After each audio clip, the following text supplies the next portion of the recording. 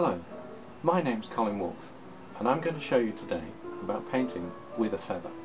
There are more details on my website, www.wildart.co.uk. This is a woodcock's pin feather, and there are only two found on each bird, one on each wing. They're not the most ideal instrument to paint with, but you can still use them to create beautiful works of art. And now I'm going to show you how. Well, first of all, you have to choose a feather. Now, this is a very difficult task because I've been doing this for 20 years and I still can't predict which one's going to be of any use for painting. Here I'm going to demonstrate how you use the feather. The feather can only be used on the edges, so like a knife blade.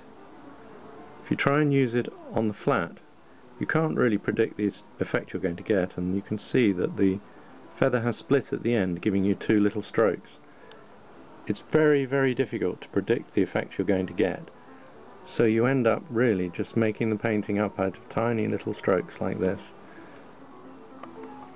This is a picture in progress, and you can see that while I'm painting, I'm actually painting quite quickly, usually to fast music, which helps, and the feather is used on the edge all the time. It isn't possible to use the feather as a brush, so you have to use the part that makes the finest line. The problem with this is that you are always using the same side of the feather, so it wears down very, very quickly, but it does make a nice effect.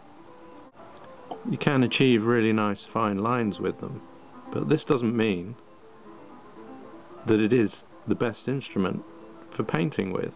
I could get a much finer line with a good quality brush. It's just a way of reviving a really old technique.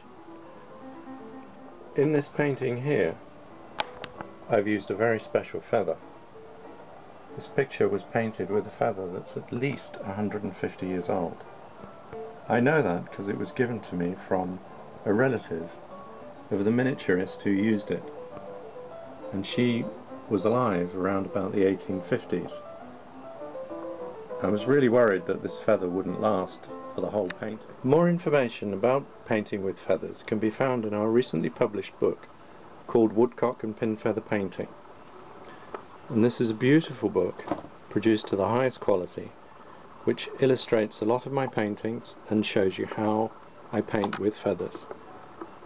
It's got lots of information about the woodcock, its history, a bit about its natural history, and some really unusual research material that has recently come to light.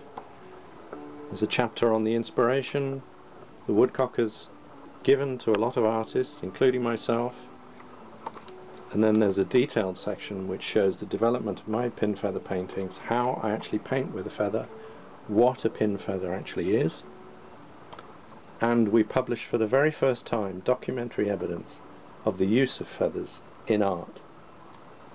There's been a lot of talk about the use of feathers in painting, but not much has been written about it. Here you will see illustrations showing how I actually paint, and then the last section shows you paintings, almost all of them reproduced at life size. And this book is limited to 500 copies worldwide, and there's a special edition, and there is a collector's edition of the book. This book comes in a beautiful handmade, specially commissioned wooden box. The lid is made from ripple sycamore and has a woodcock engraved to it from Colin sketch.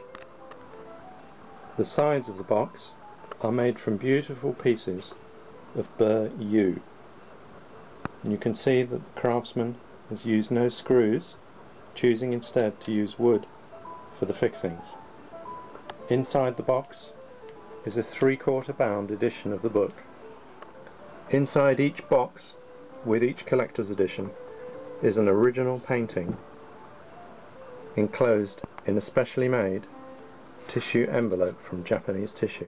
Each painting is absolutely unique, and as you can see, the feather has been slipped into the painting.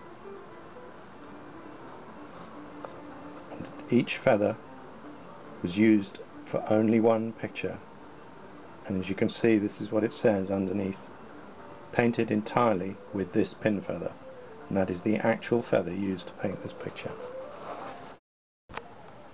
This is a once-in-a-lifetime opportunity to own a unique collector's edition of this Woodcock book. At the time of writing this video, we only have 1 or 2 of these left, and there are only 10 in the edition. The whole edition of the book itself is limited to 500 copies. The standard edition has been made to no lesser quality and features a gold embossed woodcock on the front cover, and the spine depicts the same feather that is found on the collector's edition.